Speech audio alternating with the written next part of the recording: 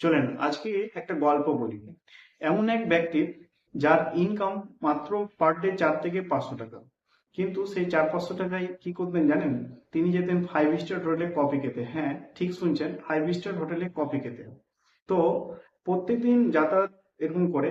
তো একদিন তার বন্ধু বা কলিগরা জিজ্ঞাসা করছে, আরে ভাই, তুই যে 500 টাকা ইনকাম করিস, তো সেই 500 টাকা খরচা করে এসেছিস 5 স্টার হোটেলে, তো কি জন্য ভাই? ওখানে এক কাপ কফি খেতে যেতে হবে তোকে প্রত্যেকদিন? তো তাছাড়া এখানে আশেপাশে অনেক চায়ের দোকান আছে যেখানে 5 থেকে 10 টাকায় কফি চা পাওয়া যায়, তুই এখানে খা। তাছাড়া তোর বাড়িতে বউ আছে, বাচ্চা আছে, সংসার আছে, তুই পাগল হয়ে যাসনি তো?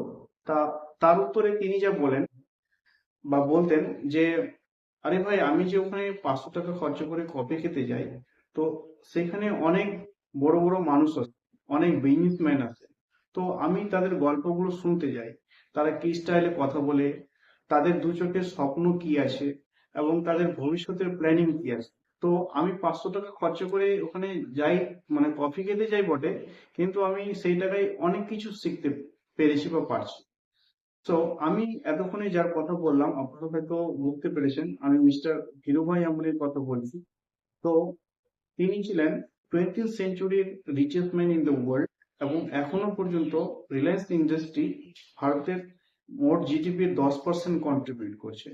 সো একটা কথা আছে না, যে আপনি যদি মনে করেন যে আপনি যদি 5 নাম্বার, মানে গরিব মানুষ হন, এবং আপনার আশেপাশে বা বন্ধু বান্ধব যদি 4 জন টপ, মানে রিচ ম্যান বা হয়তো সেরকম মাইন্ডসেটের লোক থাকে, যারা হয়তো এক কথায় আমরা বলি বড় লোক, তো আপনি 5 নম্বর ধনী ব্যক্তি হতে বেশি দিন আপনার সময় লাগবে না।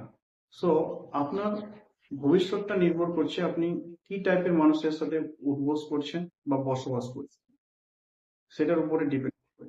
তো আমি একটা কথা আপনাদেরকে বলি, মানে মোরাল অফ দ্য স্টোরি, যে যার যেরকম মাইন্ডসেট তার সেরকম ভবিষ্যৎ।